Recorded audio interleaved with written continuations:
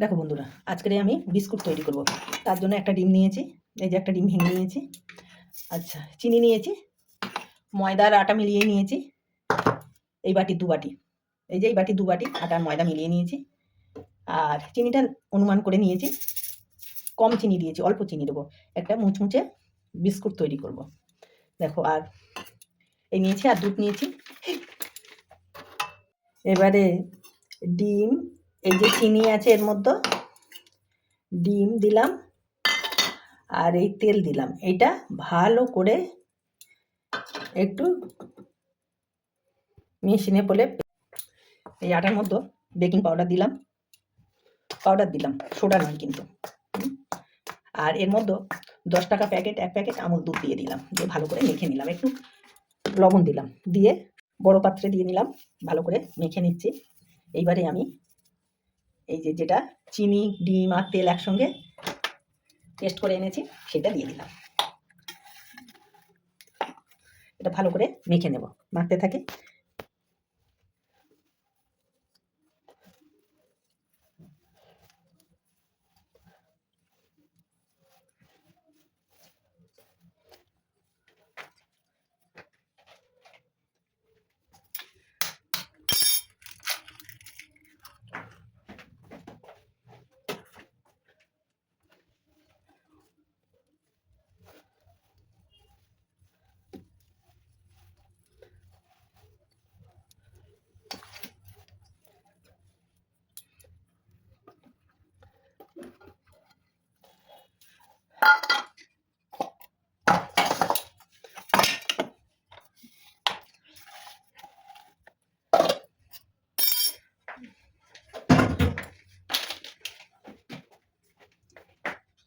দেখো, পরে একটা ডিম ভেঙে দিয়েছি, একটা ডিম চিনির সঙ্গে তেলের সঙ্গে পেস্ট করে নিয়েছি, একটু মিক্সিতে ফেলে চিনির সঙ্গে পাইল করে নিয়েছি।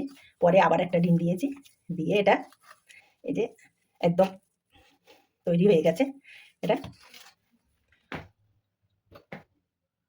দেখো বন্ধুরা, দলা দলা করে নিয়েছি। এইগুলো দিয়ে সুন্দর করে আমি বিস্কুট বানাবো, দেখতে থাকো। দেখো বন্ধুরা, এগুলো মোটা করে একটু বেলে নিয়েছি। দেখো পাশগুলো কেমন ফেটে ফেটে গিয়েছে, এই ফাটাগুলো কেটে ফেলে দেবো।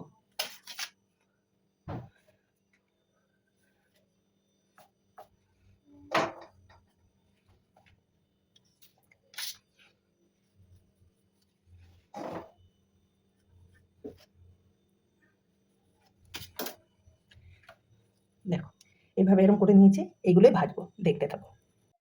এই থালার মধ্যে এই সব তুলে নিলাম।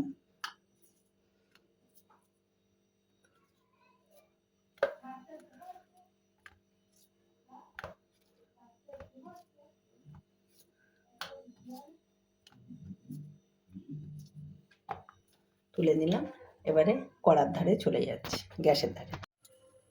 দেখো বন্ধুরা, তেল গরম হয়ে গেছে। এবার তেলের মতো এই যে যেগুলো বটি বটি করে কেটেছি সেগুলো দিয়ে দিলাম।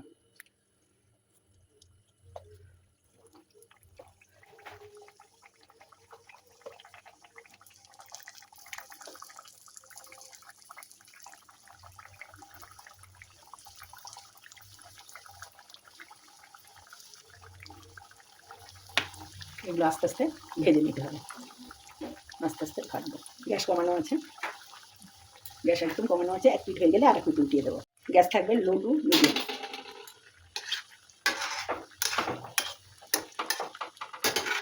1 পিঠ ভাজা হলে আর 1 পিঠ উল্টে দেবো। দেখো বন্ধুরা, তুলে নিচ্ছি বিস্কুট।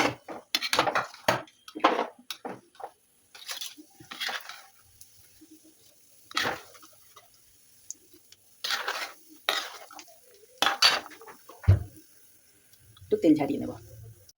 দেখো বন্ধুরা, এই দেখো বিস্কুট হয়ে গেছে।